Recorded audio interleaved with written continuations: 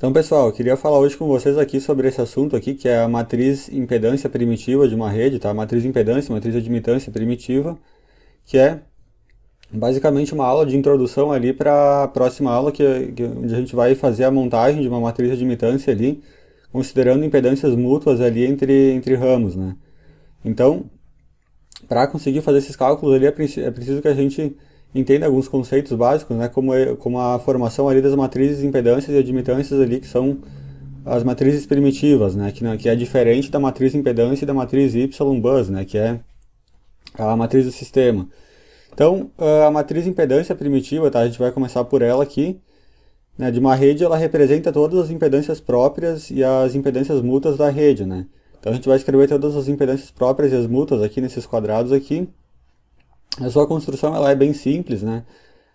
Indicando as colunas e as linhas com o nome de cada ramo, as impedâncias próprias se localizam na diagonal principal e as mútuas fora da diagonal principal. Eu lembro que eu tinha feito um vídeo ali sobre a formação da matriz de admitância, né? E um dos métodos lá, que era através da matriz incidência ali, utilizava a rede como um grafo, ela utilizava a matriz admitância primitiva da rede, né? E naquele exemplo a gente só tinha a diagonal principal e os elementos fora eles eram nulo, né? Porque naquele exemplo lá que eu fiz, né? Posso estar deixando a aula na descrição se alguém quiser ali pedir. Naquele exemplo lá eu não tinha impedância mútua, né? Então, fora da diagonal principal era tudo nulo. Mas aqui a gente tem um exemplo, tá? Onde a gente tem esse sistema aqui de 4 barras. E aqui a gente tem duas impedâncias mútuas aqui entre dois trechos, tá? Então a impedância mútua ela acontece sempre entre dois trechos ou entre dois ramos, né? Nunca entre duas barras. Então, por exemplo, aqui o trecho 1, 2, né, que vai da barra 1 até a barra 2, ele tem uma impedância mútua aqui com o trecho 1, 4, né, que vai da barra 1 até a barra 4, com esse valor aqui de J0,05PU. E a mesma coisa aqui, o trecho 3, 4, ele tem uma impedância mútua com o trecho 1, 4, né, que é essa daqui de 0,005, né, J.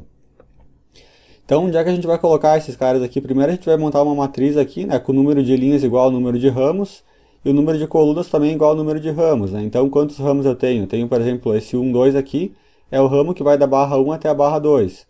O 1, 4 é o ramo que vai da barra 1 até a barra 4, e assim por diante, né? Esses aqui com 0 aqui são aqueles que vão na referência, né? Por exemplo, o 0, 3 aqui é o ramo aqui que vai da barra 3 até a barra 0, né? Que é a referência, e assim por diante.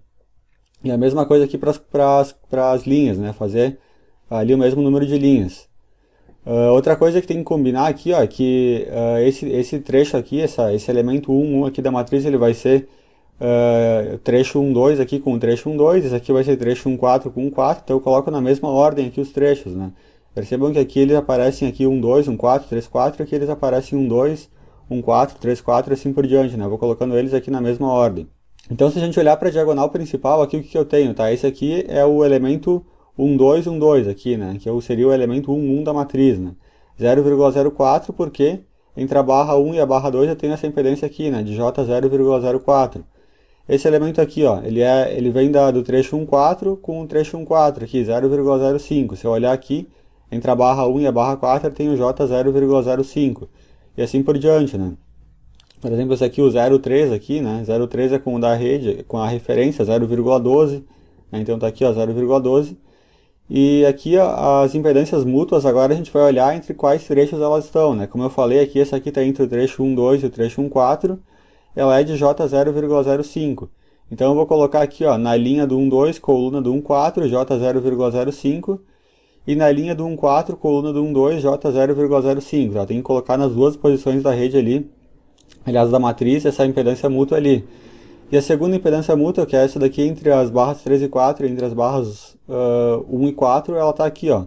Então ela vem de encontro aqui, ó, na linha do 3, 4, com a coluna do 1, 4 aqui, e na linha do 1, 4 com a coluna do 3, 4, aqui J0,05 também.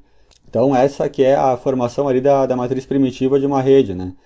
Bom, para a gente obter a matriz de admitância primitiva da rede, a gente tem que obter primeiro a matriz impedância e depois fazer a inversa dela, né? Não sei se tem algum jeito de fazer diretamente a matriz primitiva, né? Mas esse método aqui que eu estou trazendo para vocês aqui, vocês têm que fazer a inversa da matriz E. Então monta primeiro essa matriz aqui, depois inverte ela toda. Aqui a gente obtém essa matriz aqui, que é a matriz Y primitiva, né? Essa matriz aqui ela vai ser também uma matriz aqui com o número de linhas igual ao número de ramos e o número de coluna igual ao número de ramos, assim como a gente tinha aqui para a matriz E, né? Percebam que aqui em cima aqui os índices aqui das colunas e das linhas não mudou. Então é o mesmo aqui. Tá, o que vai mudar aqui são os valores dos componentes aqui da matriz, né?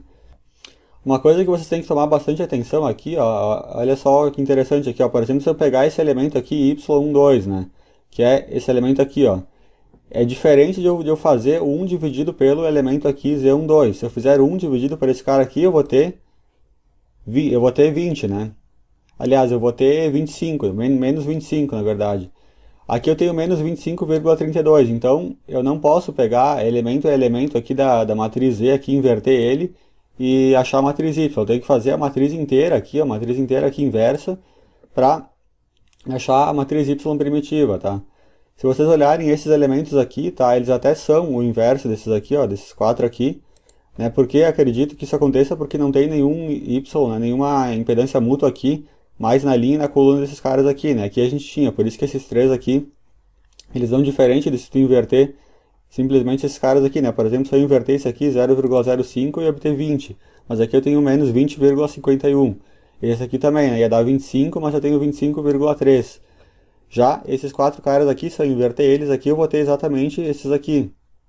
Mas o procedimento correto mesmo é fazer isso daqui, tá? A y primitiva é igual a z na menos 1. Bom, por que a gente está estudando isso, tá? Porque em linhas de transmissão próximas ali, né, fisicamente ali, a gente pode existir ali, pode ser que existam impedâncias mútuas entre essas fases, né, em virtude do acoplamento magnético entre elas. Então, está passando corrente elétrica aí em cada uma dessas fases aqui, e o campo magnético produzido por essas correntes acaba interferindo ali, né, no campo produzido pelas correntes ali das demais fases, gerando essas impedâncias mútuas ali que a gente vai ter entre as fases, né.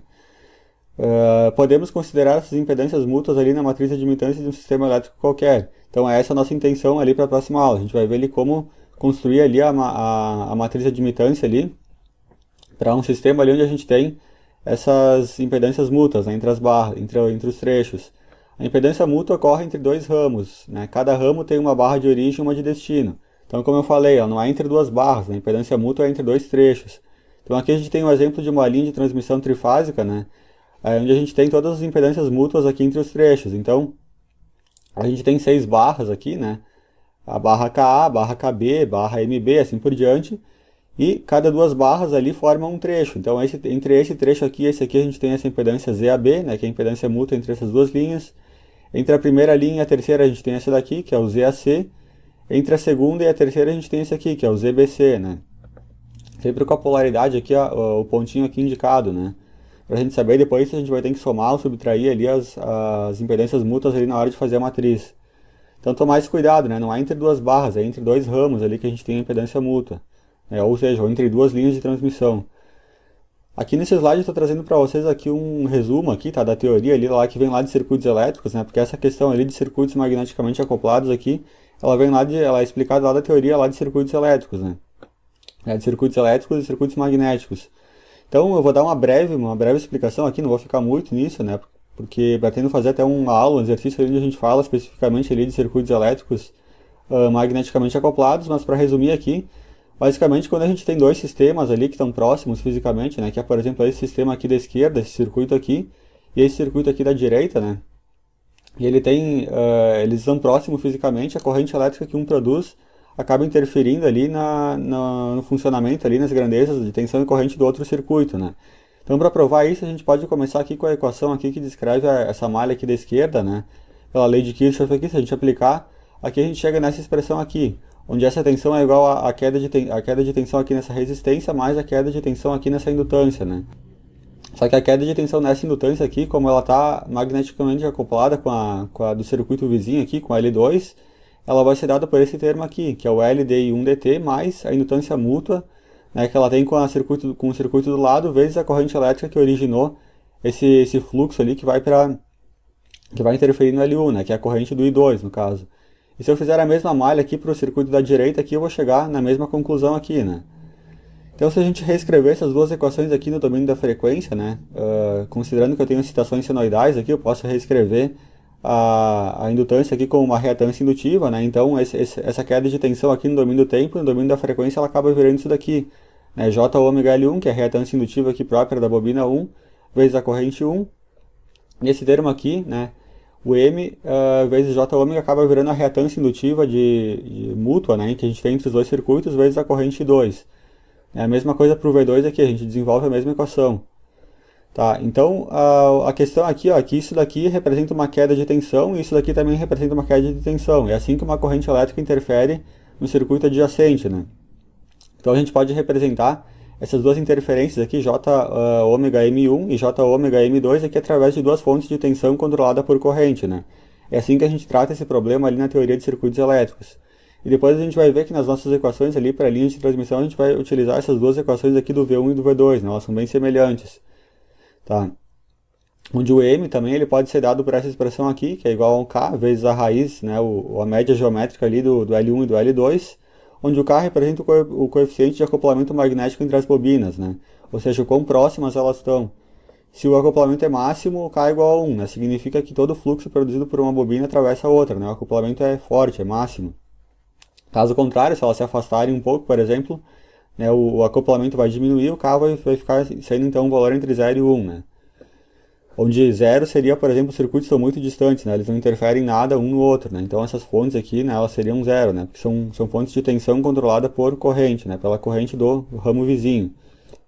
Bom, pessoal, então na próxima aula ali, eu vou estar dividindo, né, essa aula em 2 ou 3 partes ali, né? Assim, para não ficar muito grande, a gente vai começar então com a construção ali da matriz de admitância ali para elementos mutuamente acoplados. A gente vai ver o equacionamento e depois a gente vai fazer um exemplo simples ali, né, para fixar os conteúdos então.